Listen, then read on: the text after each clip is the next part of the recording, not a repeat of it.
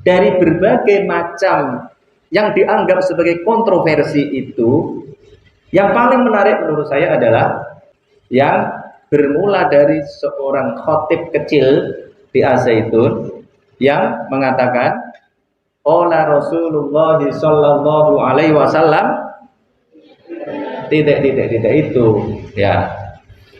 Mengatakan itu jadi aneh karena apa? Karena nggak pernah dengar. Orang-orang itu nggak pernah dengar dan tidak pernah mendapatkan konsepsinya itu. Kenapa nggak pernah dengar dan tidak pernah mendapatkan konsepsinya itu? Ya nggak pernah ngaji gitu. Tidak pernah membahas kitab-kitab ini yang ada di depan saya ini. Ada Manahilul Irfan, ada Al-Itqan fi Ulumil Quran. Nah, terutama lagi nih Al-Burhan fi Ulumil Quran. Kalau ngaji kitab-kitab ini beres, itu nggak ada persoalan. Nah, karena itu membahas ini harus dilakukan secara intelektual. Nah, ini cocok nih untuk kalian nih. Nih Ketua Komisariat Usuluddin jurusan Tafsir Hadis, Ketua Umum Korkom jurusan Tafsir Hadis, Akidah dan Filsafat. Ya, mirip-mirip lah, harus bisa mikir gitu. Kemudian mana lagi? Ketua-ketua komisariat mana? Mana ketua komisariat lagi? Galang. Wah, kalau ini nggak mampu ini. Ini lain ini. Mohon maaf ya. Ya saya kan harus mengatakan apa adanya. Tidak terbiasa gitu. Tidak terbiasa untuk berpikir filosofis. Tapi mestinya kalau di sini mau fakultas apapun, mau fakultas teknik sekalipun, fakultas apa itu? Saintek sekalipun, ya mestinya mampu berpikir filosofis, mampu berpikir mendalam. Quran ini harus kita pahami secara logik, jangan sampai tidak logik. Dan ini adalah isu yang harus kita pahami secara logik, kemudian filosofis. Ya, kalau nggak begitu nggak bisa. Harus berdasarkan dalil yang dipahami secara komprehensif. Kalau nggak begitu, nggak bisa. Dan saya bersyukur, ya kadang-kadang saya bersyukur tuh, ketemu sama kalian tuh bersyukur. Coba bayangkan kalau saya ngajar orang-orang di kampus terus yang tidak ada hubungannya dengan ini, ya. Kalau saya tidak bikin pesantren ini, berarti saya tidak ngajar tafsir. Karena berarti saya cuma ngajar ilmu politik di kampus. Tetapi karena ada pesantren ini, tiap hari saya ngajar tafsir. Alhamdulillah gitu. Kalian harus menjadi partner untuk diskusi, ya. Nah, satu-satunya isu dari Az-Zaitun yang menurut saya layak mendapatkan perhatian yang sangat serius justru adalah tadi itu, soal Quran sebagai perkataan Nabi Muhammad SAW. Nah itu perlu mendapatkan perhatian serius. Karena awalnya saya sempat salah duga ini. Saya salah duga bahwa itu adalah sekedar slip of the tongue. Ya namanya anak kecil. Kalian aja kalau di sini sering salah-salah, ya. Yang biasanya salah siapa? Paling banyak salahnya siapa di sini? Udah dihitung belum? Eden katanya paling banyak salahnya, gitu. Mahasiswa masih salah-salah. Kalau anak SMP nggak apa-apa gitu, ya. Kemudian di masjid-masjid itu sering itu saya dengar salah-salah itu juga sering. Jangankan khotibnya, yang itu loh, murabinya itu sering salah ya. Wansurhum ala mu'anididdin, dibaca wansurhum ala mu'aniddin. Kalian juga masih banyak itu dulu awal-awal itu datang ke sini. Kalau santri baru datang ke sini pasti salah, ya kan? Betul kan? Salah baru ditegur. Loh gitu. Itu artinya apa? Ya itu biasa itu. Banyak kesalahan nggak tahu tuh salahnya dibawa dari mana itu. Nah, saya kira itu adalah slip of the tongue atau lupa dan lain sebagainya. Maka saya ketika ngobrol dengan Pak Rahmat masih saya kata itu biasa. Di planet UFO itu saya sering kalau ada teman-teman saya datang itu saya bilang nanti ini khutbah Jumatnya dilakukan oleh anak SMP, maka siap-siap. Mungkin itu kuping kita agak gatel dikit nanti. Ya, walaupun mereka juga ngerti salahnya di mana gitu kan, bukan berasal dari disiplin ilmu agama. ada yang fakultas teknik dan lain-lain nggak ngerti itu, juga nggak ada masalah sebenarnya. Tapi saya bilang begitu, ya siap-siap aja kalau ada keliru-keliru dikit, ya harap dimaklumi. Saya kondisikan dulu kalau ada teman-teman saya datang, karena saya cuma sekali itu selama 4 tahun masuk ke 5 ini, tahun kelima, saya khutbah baru sekali. Baru sekali. Yang khutbah siapa? Wong Sirot saja, kamu berapa kali Sirot khutbah di sana? 4 kali, ya lumayan 4 kali. Saya nggak pernah itu malah itu, cuma sekali itu, ya. Ya, saya cuma sekali. Coba bayangkan apa? Pengasuh pesantren nggak pernah khutbah itu gimana ceritanya? Nah, saya selalu jadi imam sholat Jumat kalau Jumatan di sana. Tetapi kalau khutbah yang khutbah anak kecil-kecil, karena apa? Ya karena mereka harus latihan. Kalau saya kan sudah kemana-mana, khutbah di mana-mana, ceramah di mana-mana, masa masih harus khutbah di situ? Ya, ya harus latihan. Maka saya pikir itu adalah kesalahan yang dilakukan oleh anak yang belum terbiasa karena nervous, karena lupa, karena slip of the tongue. Ternyata tidak, ternyata itu adalah perspektif yang dibangun oleh Syekh Panji Gumilang. Lah kaget saya gitu. Tetapi kekagetan saya adalah kekagetan yang membuat saya teringat pada tulisan saya tahun 2004 atau 2005. Saya dulu pernah nulis di Suara Merdeka tentang Al-Quran. Ya mungkin pada saat Nuzulul Quran, biasa itu kalau Nuzulul Quran langganan saya yang nulis itu dulu. Di mana Suara Merdeka atau Wawasan dulu atau koran-koran yang lain saya sering nulis tentang Al-Quran. Di antara yang saya kutip adalah Fazlur Rahman. Ini bukunya, ya. Bukunya ini. Kalian wajib baca buku ini. Sudah baca semua? Wajib baca, jangan sampai tidak baca. Ya. Ini adalah gurunya Cak Nur Khalis Majid, gurunya Pak Syafi'i Ma'arif ketika kuliah di Chicago. Jadi ini guru yang disebut oleh Gus Dur sebagai 3 pendekar dari Chicago. Satunya Pak Amin Rais. Ya. Ini gurunya ini. Jadi maha guru ini. Ya. Tapi nanti kita kritik juga gitu loh. Bukan berarti kalau maha guru terus nggak kita kritik. Kita kan biasa mengkritik. Kenapa biasa? Ya biasa aja, kita ini orang independen, biasa aja ya. Nah, di dalam kitab ini, di dalam buku ini ya, kitab buku sama aja. Ini dulu saya kutip, gelondongan saya kutip begini, halaman 33. Tetapi ortodoksi dan sesungguhnya juga semua pemikiran zaman pertengahan tak memiliki peralatan intelektual yang diperlukan untuk menggabungkan dalam perumusannya antara dogma kelainan dan sifat verbal dari wahyu di satu pihak dan hubungan intimnya dengan perbuatan dan kepribadian religius Nabi di lain pihak. Yakni pemikiran ortodoks tidak memiliki kemampuan intelektual untuk mengatakan bahwa Al-Quran adalah firman Tuhan. Satu ini ya, Al-Quran adalah firman Tuhan dan dalam arti kata yang biasa juga seluruhnya adalah perkataan Nabi Muhammad. Oh gitu. Jadi di satu sisi Al-Quran adalah firman Allah secara keseluruhan, tetapi juga secara bersamaan Al-Quran adalah perkataan Nabi Muhammad. Nih, ingat-ingat ya, halaman berapa? Saya sampai ingat loh. Saya baca buku ini ketika jadi mahasiswa semester awal tuh. Saya ingat tuh, sampai ketika mau nulis itu, saya kan udah lulus tuh. Sudah mulai S2 ilmu politik ya. Kemudian mau nulis itu, saya ingat itu, saya cari ini buku ini, ketemu. Saya ambil ini. Ya, saya tulis pada saat itu. Tapi dulu nggak ribut, nggak ada yang ribut. Kenapa kok nggak ada yang ribut? Nggak ada yang baca, ya kan? Nggak ada yang baca. Nah, maka kemudian nggak ada yang ribut. Nah, tadi klaimnya tadi ortodoksi Islam, kata Rahman tadi, tidak memiliki kemampuan intelektual untuk mengatakan tadi bahwa secara bersamaan Al-Quran adalah firman Allah dan sekaligus juga perkataan Nabi Muhammad. Dan itu memang dikatakan sendiri oleh Al-Quran. Nanti diskusi tentang bedanya dengan hadis apa nanti pada sesi yang lain. Ya. Sekarang kita bahas dulu secara fokus bagaimana perspektif ini dibangun.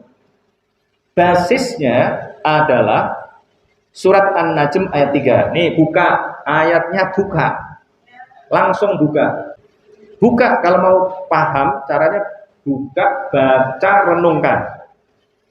Wa ma yantiqu 'anil hawa in huwa illa wahyun yuha. Ini perkataan Al-Qur'an sendiri ya. Al-Quran mengatakan tentang dirinya sendiri, dan yang disebut di situ adalah Nabi Muhammad. Wan najmi idza hawa ma dhalla sahibukum wa ma ghawa wa ma yantiqu 'anil hawa. Wa ma yantiqu, dan tidaklah mengatakan sapa dia Muhammad, 'anil hawa, dari hawa nafsunya, dan tidaklah Nabi Muhammad mengatakan dari hawa nafsunya atau karena hawa nafsunya. In huwa illa wahyun yuha. In huwa, tidaklah utawi dia Al-Quran maksudnya. In huwa illa wahyun, kecuali wahyu. Tidaklah Al-Quran itu kecuali wahyu. Wahyu yang bagaimana? Yuha, yang diwahyukan. Al-Quran itu hanya wahyu yang diwahyukan. Ya, itu adalah wahyu dari Allah Subhanahu wa taala yang dibawa oleh malaikat Jibril. Caranya bagaimana?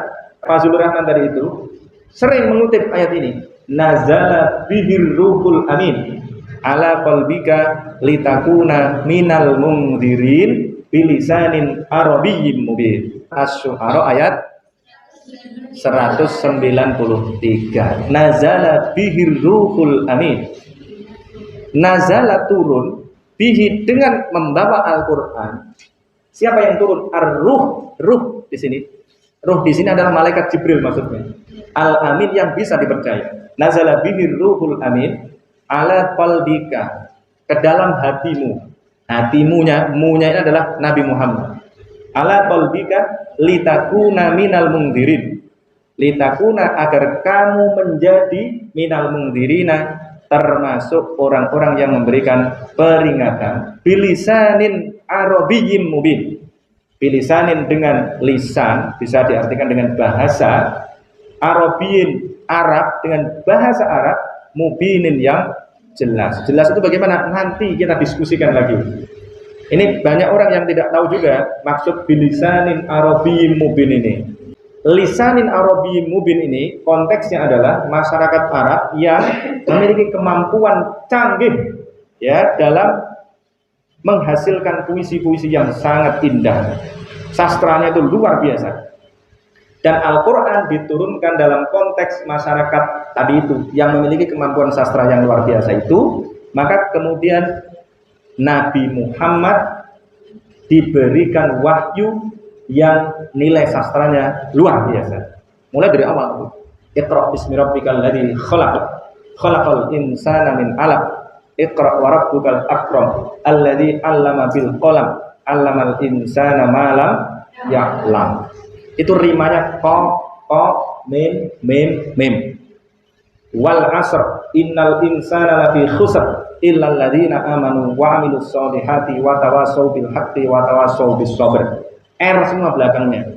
Inna a'tainakal kautsar fasholli li rabbika wanhar inna syani'aka huwal abtar.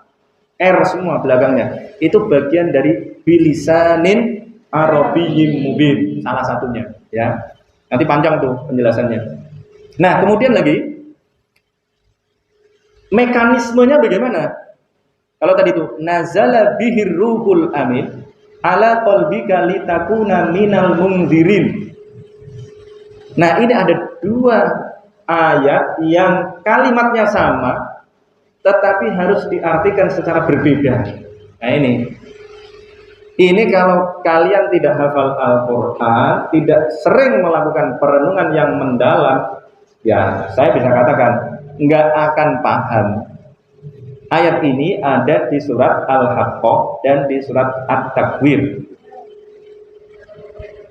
Ayat yang di surat At-Takwir menunjukkan bahwa itu adalah malaikat Jibril. Innahu laqaulu rasulin karim Dzi quwwatin 'inda dzil arsy makin muta'in tsumma amin wa ma sahibukum bimajnun innahu laqaulu rasulin karim.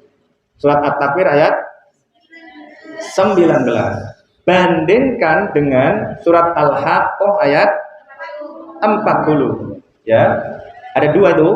Innahu laqaulu rasulin karim.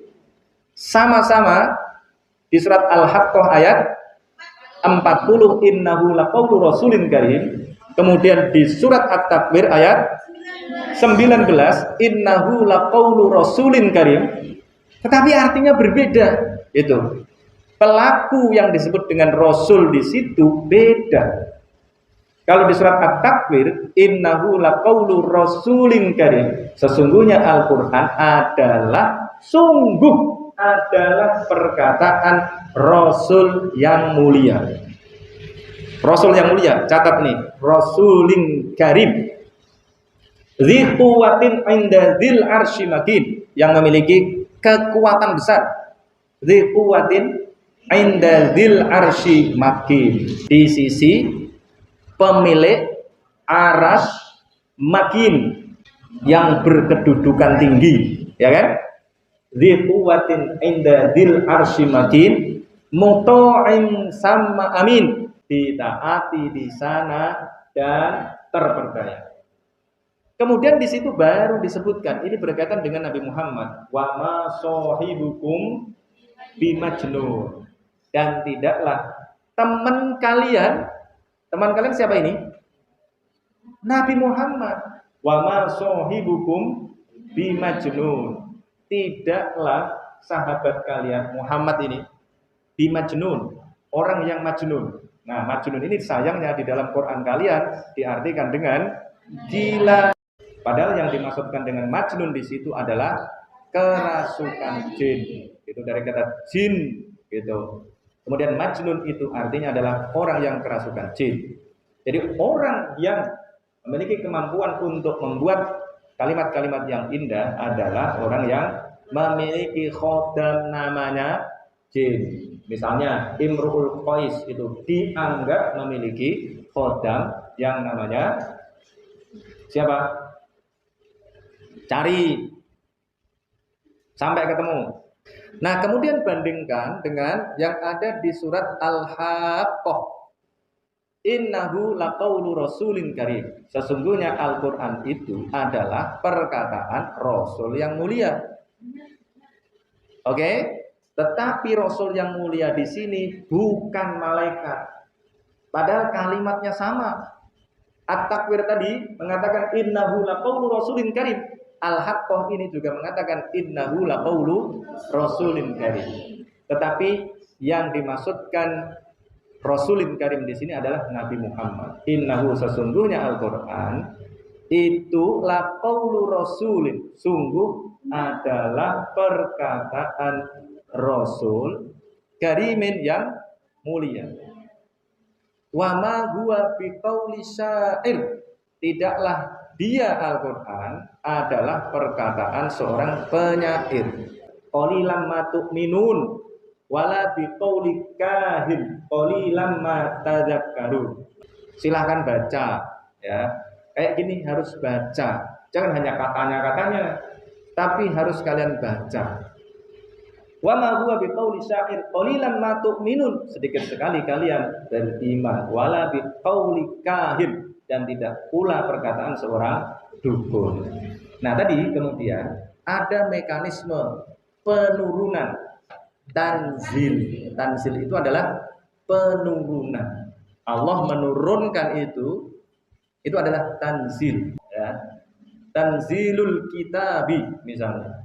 Itu menggunakan kata tanzil kalau di dalam Al-Qur'an. Tidak pernah Al-Qur'an menggunakan kata inzal. Nah, di dalam kitab ini Al-Burhan fi Ulumil Quran halaman 162 itu sebenarnya sudah dijelaskan. Ada 3 mekanisme tanzil. Yang pertama ini ya, cara menurunkannya bagaimana? Kalau tadi seolah-olah tadi penurunannya bagaimana? Melalui siapa? melalui malaikat Jibril. Tapi kalau tadi nazala bihir ruhul amin ala qalbika litakuna minal mungdirin, nanti mekanismenya lain lagi, walaupun melalui melalui malaikat Jibril.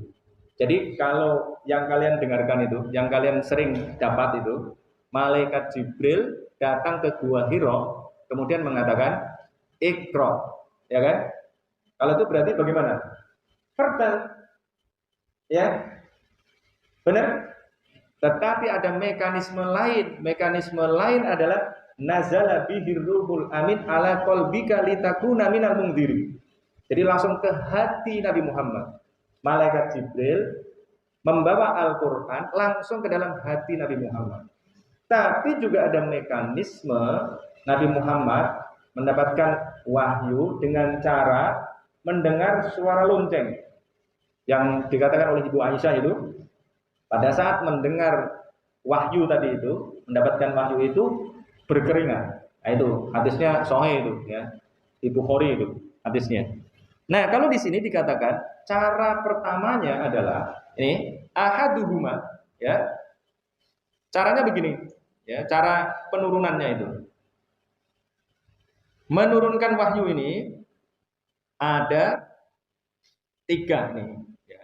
Yang pertama adalah diturunkan lafaz dan maknanya secara sekaligus. Wa anna Jibrila, dan sesungguhnya Jibril hafizul Qur'an, menghafalkan Al-Qur'an minal lauhil mahfuz, dari lauh mahfuz, wa nazala bihi, kemudian turun dengan membawa Al-Qur'an.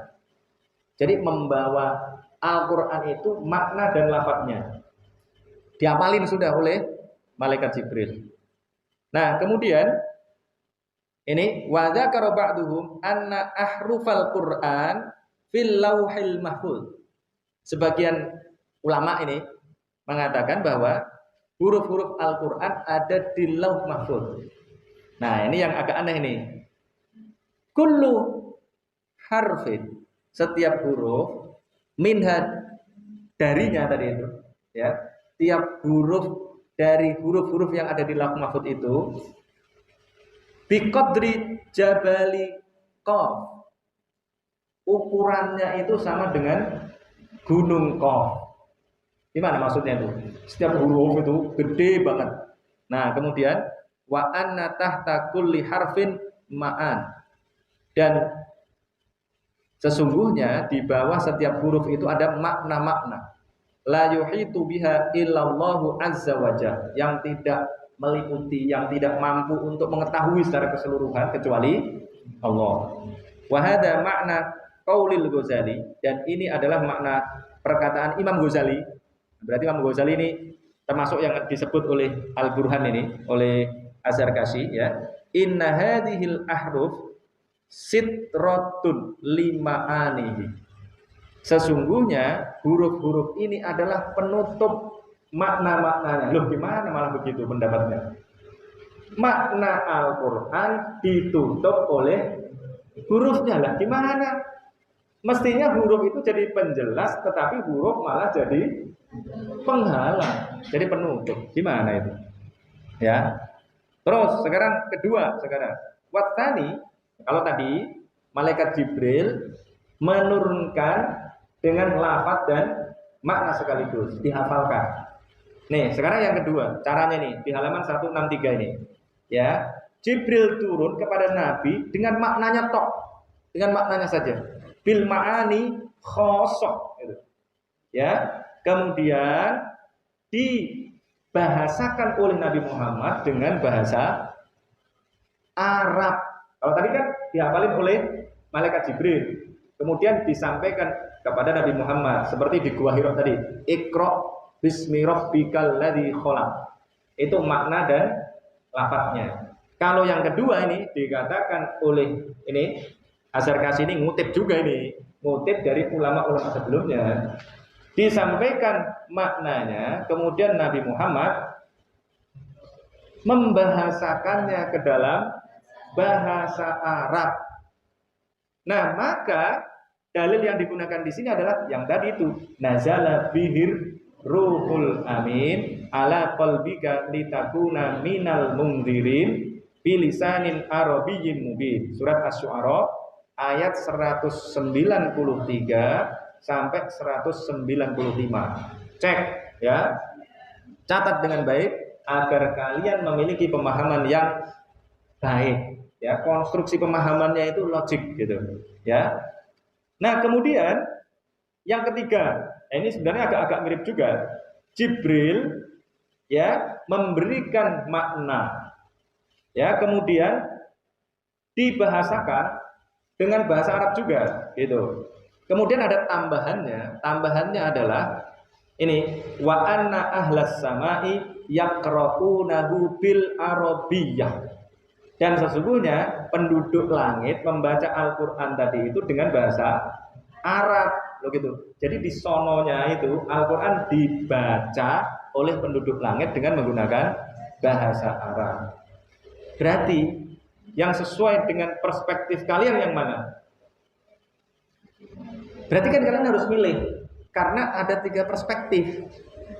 Kalau perspektif yang pertama ya, makna dan huruf, berarti Al-Qur'an itu semata-mata perkataan Allah Subhanahu wa taala.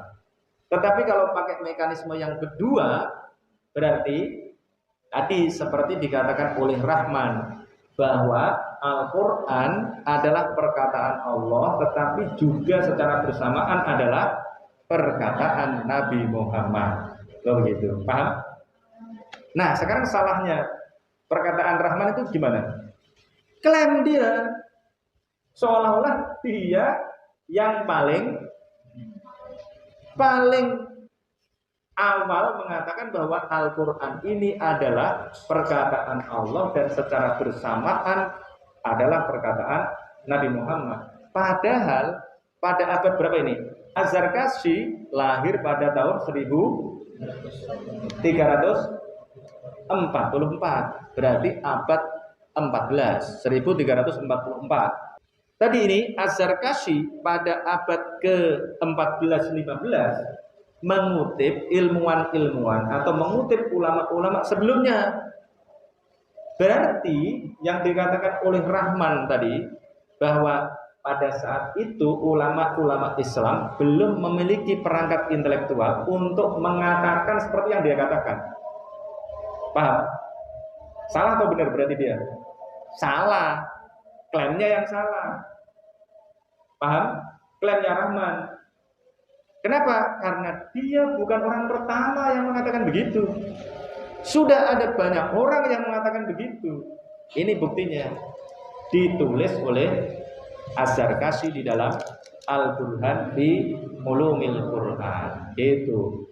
Cuma kemudian yang terkenal adalah Al-Quran ini adalah firman Allah. Dan kemudian ya sudah firman Allah. Seolah-olah Nabi Muhammad tidak punya keterlibatan. Coba bikinkan analog saya. Kalau Al-Quran ini tidak boleh dikatakan sebagai perkataan Nabi Muhammad, itu salah atau benar? Salah atau benar? Memang nanti ada implikasinya. Implikasinya adalah kalian harus membedakannya dengan hadis. Dan hadis itu nanti dibagi lagi, ada hadis qudsi, ada hadis nabawi. Jadi ini adalah keberanian yang luar biasa menurut saya.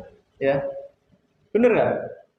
Berani mengatakan bahwa qala Rasulullah sallallahu alaihi wasallam fil Qur'anil Karim, itu perspektif nomor 2 di halaman 163.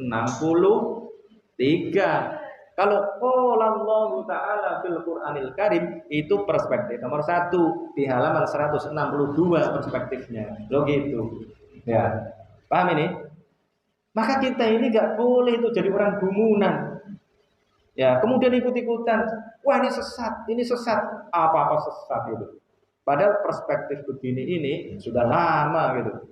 Cuma orang gak baca. Karena gak baca itu maka kemudian kaget. Loh, biasanya orang mengatakan qala Allah taala fil Qur'anil Karim. Loh, kok ini ada orang ngomong qala Rasulullah sallallahu alaihi wasallam fil Qur'anil Karim. Gitu kan?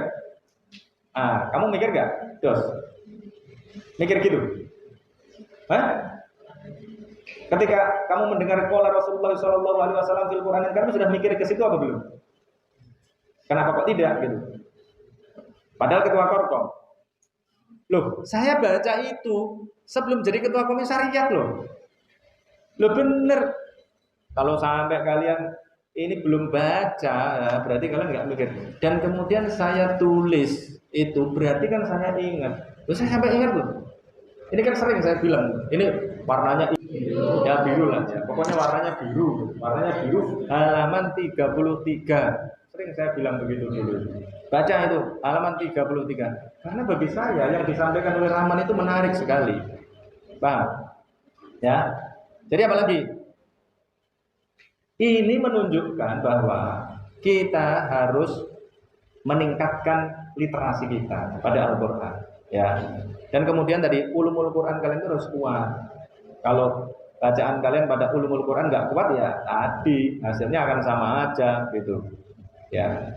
Nah, tugas kita ini adalah melakukan kontekstualisasi dan rekontekstualisasi. Nah, kalau kita tidak melakukan itu, Al-Quran akan jadi fosil. Maka kalian harus bekerja keras ini, menghafalkannya, ya, kemudian merenungkannya. Itu bukti kuat. Kalau biasanya yang kita bahas kan cuma sekedar satu kata memiliki makna yang berbeda. Oh gitu. Ada kata adil. Ternyata ada adil yang diperintahkan, ada adil yang dilarang. Ada hudan. Zalikal kitabul la raiba fihi hudan lil muttaqin. Bahwa Alkitab itu adalah petunjuk bagi orang-orang yang bertakwa. Padahal di ayat yang lain, di ayat tentang puasa Ramadan, syahrul Ramadan alladzi unzila fihil Qur'an hudan linnas. Di sini hudan linnas loh. Hudan lil muttaqin dengan hudan linnas kan udah beda. Kalau kalian bikin diagram fine itu, anggota himpunannya kan beda. Himpunan kan namanya kan? Yang satu adalah al-muttaqin, yang satu adalah an-nas. Al-muttaqin pasti an-nas, tapi an-nas belum tentu al-muttaqin. Nah, Alkitab adalah petunjuk bagi orang-orang yang bertakwa. Tetapi tadi di dalam surat Al-Baqarah 185 dikatakan bahwa Al-Quran ini yang digunakan adalah Al-Quran tuh ya. Syahrul Ramadan alladzi unzila fihil Qur'an hudan linnas. Menjadi petunjuk bagi umat manusia. Dua-duanya ini ternyata beda, loh gitu. Walaupun kata-katanya sama, tetapi maksudnya beda. Yang satu mengatakan innaka la tahdi man ahbabta, walakinallaha yahdi man yasha. Ada di surat apa itu? Surat Al-Qasas. Innaka la tahdi man ahbabta, walakinallaha yahdi man yasha. Sesungguhnya kamu Muhammad tidak mampu, tidak bisa menunjukkan orang yang kamu cintai. Tetapi Allah yang menunjukkan. Tetapi di ayat yang lain, maka dzalika auhayna ilaika ruham min amrina ma kunta tadri mal kitabu walal imanu walakin ja'alnahu nuran nahdi bihi man nasya'u min ibadina wa innaka latahdi ila siratim mustaqim. Loh, kebalik ya kan?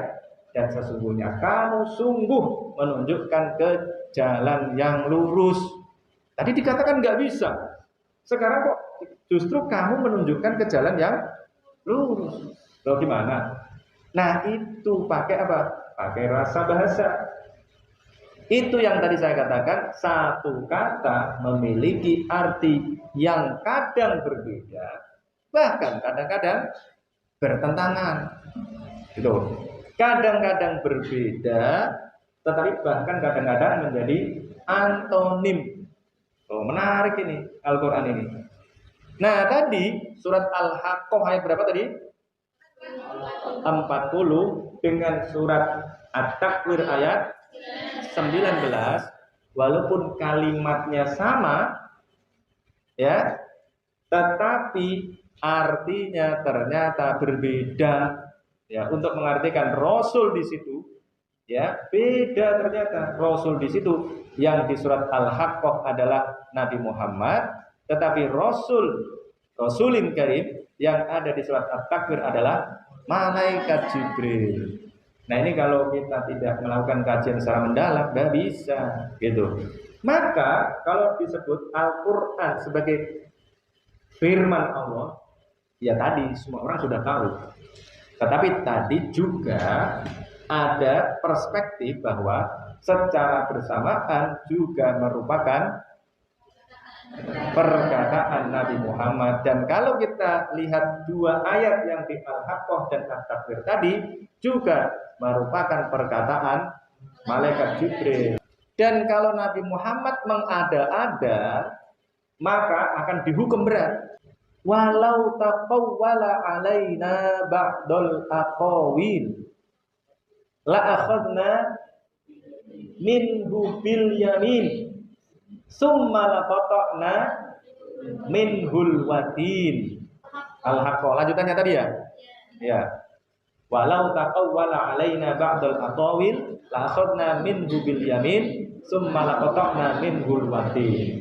Berarti walaupun ya Al-Haqqah tadi mengatakan bahwa Al-Quran adalah perkataan Nabi Muhammad, tapi perkataan itu adalah perkataan yang dipandu oleh Allah sehingga dia tidak bisa mengada-ada. Karena ada ancamannya, walau taqawwala alaina ba'dul aqawil. Oh gitu. Ya. Lanjutan dari innahu laqawlu rasulin karim wa ma huwa biqauli syair qalilan ma tu'minun wala biqauli kahin qalilan ma tadhakkarun. Tanzilum mir rabbil alamin. Kenapa ada tanzilum mir rabbil alamin? Ingat ya, Bil? Kenapa ada penegasan tanzilum mir rabbil alamin? Ini untuk menegaskan bahwa tuduhan orang-orang Arab pada saat itu bahwa Nabi Muhammad ini levelnya itu ya penyair itu. Kalau penyair berarti kalimat-kalimat yang dikeluarkannya itu berasal dari khodamnya jin begitu.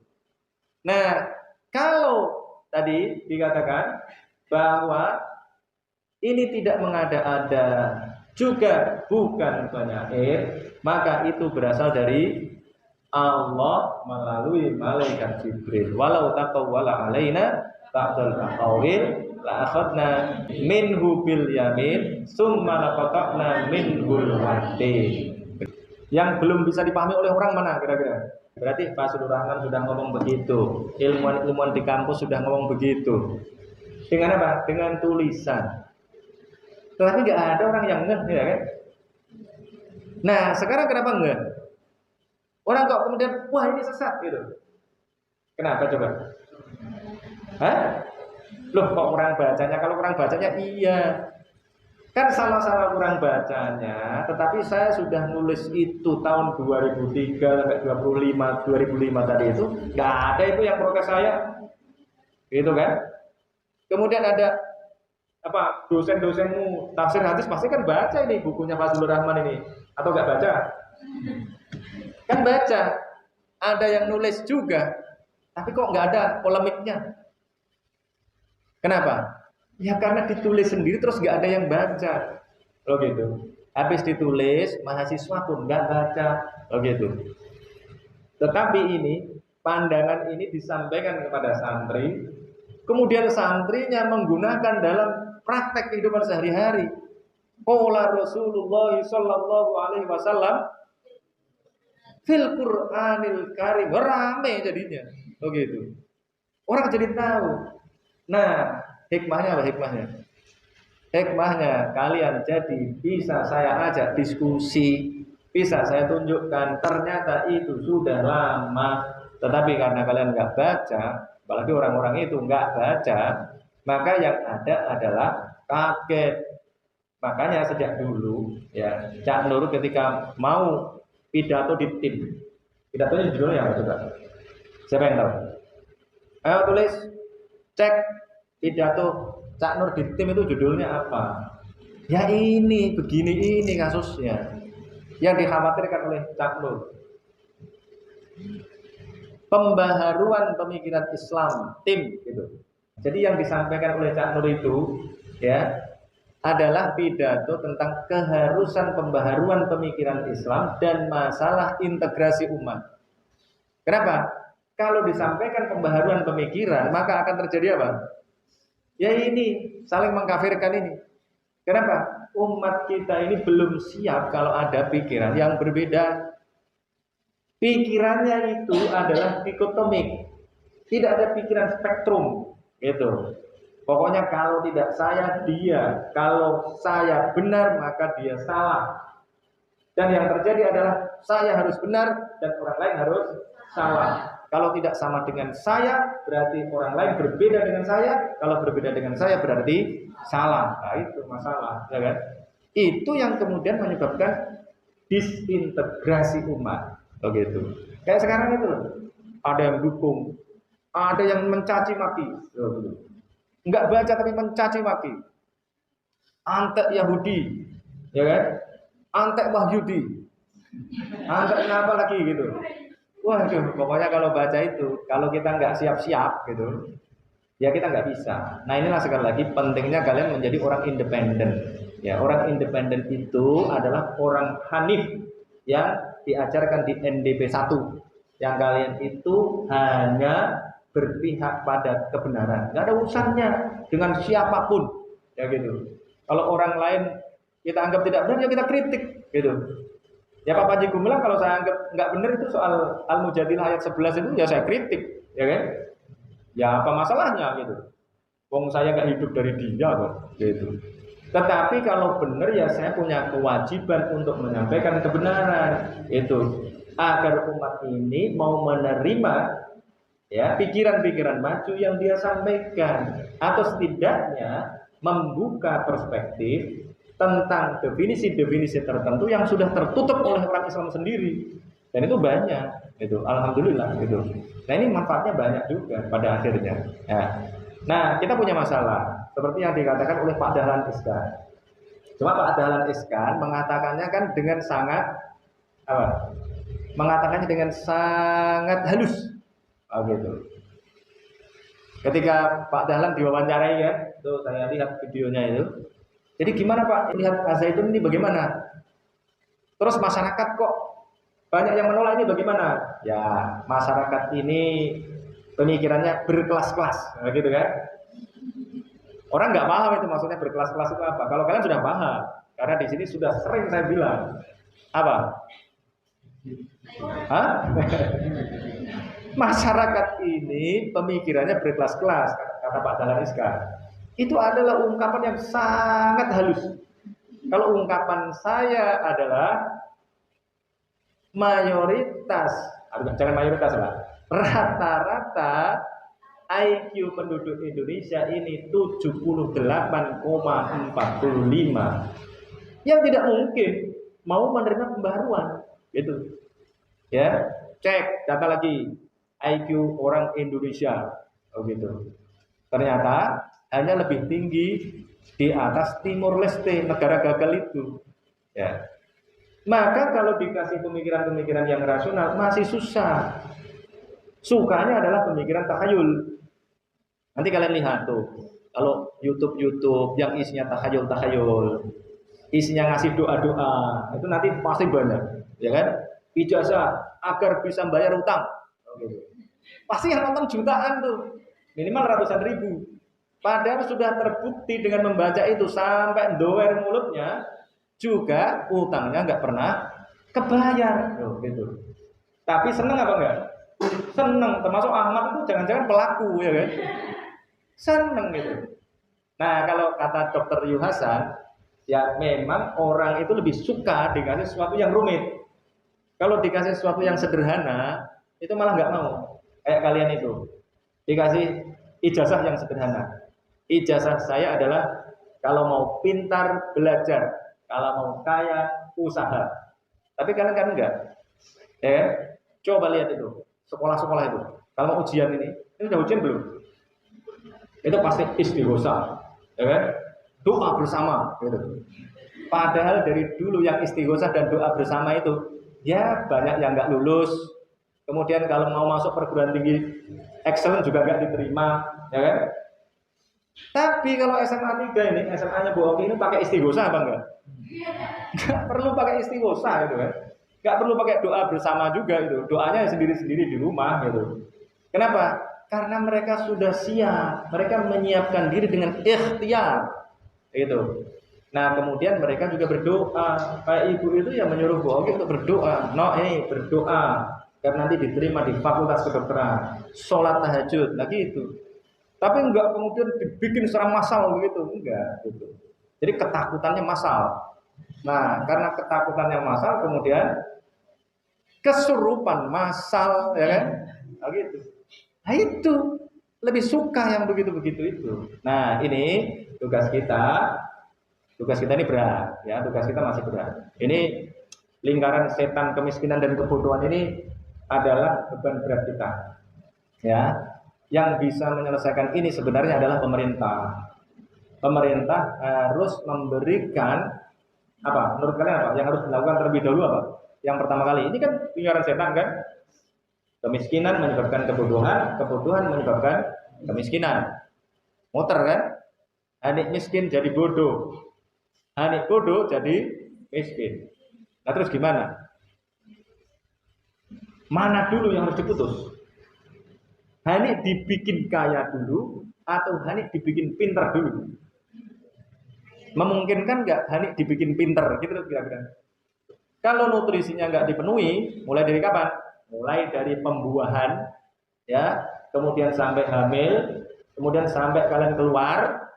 Jadi kalau kalian keluar itu dikasih makan tajin aja terus, misalnya, ya nggak usah dikasih susu, nggak usah dikasih nutrisi-nutrisi yang seimbang itu, udah, ya jadinya itu. Ya tinggi 100 berapa? 130 gitu kan. Stunting jadinya. Begitu, ya. Kalau sudah begitu mau diapain? Kalau stunting itu kan ini otaknya kena gitu. Mau diapain? Kalau sudah stunting mau diajari ya nggak bisa gitu. Berarti harus bagaimana? Orang yang stunting itu diapain? Dikasih makan yang cukup kemudian negara ini, karena kalau disuruh produktif udah nggak bisa, nggak mungkin. Kalau gitu, bagaimana caranya agar generasi di masa yang akan datang, bonus demografi di masa yang akan datang itu tidak menjadi beban negara? Caranya bagaimana? Mau tidak mau, negara harus memberikan anggaran kepada orang-orang yang stunting tadi itu untuk makan dengan benar, ya, didata dengan baik. Orang yang stunting itu kalau nikah diawasi dengan ketat. Setelah nikah harus dikasih makan yang enak-enak. Begitu. Iya toh, enak kan? Loh, negara yang harus bisa begitu. Kalau mau negara ini benar. Ini kalau Sirok nanti jadi presiden lah. Ya. Amin. Dikasih makan yang enak-enak, dikasih jadwal. Pokoknya tiap hari pengantin baru harus pergi ke pinggir laut makan seafood. Oh gitu. Agar ini loh, gizinya cukup. Nanti kalau terjadi pembuahan, anaknya adalah anak yang bagus kualitasnya. Nah, kalau sudah begitu, tahun 2050 itu ada harapan generasi emas. Tapi kalau tidak begitu nggak bisa. Kenapa? Misalnya mau kamu pinterkan, oh pendidikan dulu, nggak bisa. Ya, maka mulai dari sekarang ini, ya mestinya kalau negara dua-duanya, gitu. Setiap orang sekarang yang menikah tadi itu dikasih perlakuan khusus agar gizinya cukup, kemudian melahirkan anak yang berkualitas, kemudian dijaga pendidikannya. Nah itu berat juga, ya, nggak gampang itu. Maka saya sering mengatakan kepada kalian, kalau kalian tidak punya duit 5 juta, jangan punya anak, ya kan? Ya udah minimal 3 juta lah, ya. Kata Bu Aki begitu, karena Bu Aki saya tanya, ini ngurusi satu anak itu butuh berapa? Tadi tanya balik, ini mau bayar atau cuma nanya doang katanya. Ya, saya cuma bilang ya nanya dulu dan gitu. Nah kata Bu Oki yaitu ya 5 juta kira-kira. Jadi anak saya 5 itu per bulan habis 25 juta kalau diuangkan. Kalian harus berhitung betul mulai dari sekarang. Jangan ini dianggap sebagai persoalan yang tidak serius. Ini persoalan serius ya. Kalau tidak kalian urus secara serius, kalian juga nggak bisa itu memahami Al-Quran. Karena sudah saya ukur juga, yang bisa menghafal Al-Quran 30 juz itu IQ-nya minimal 105.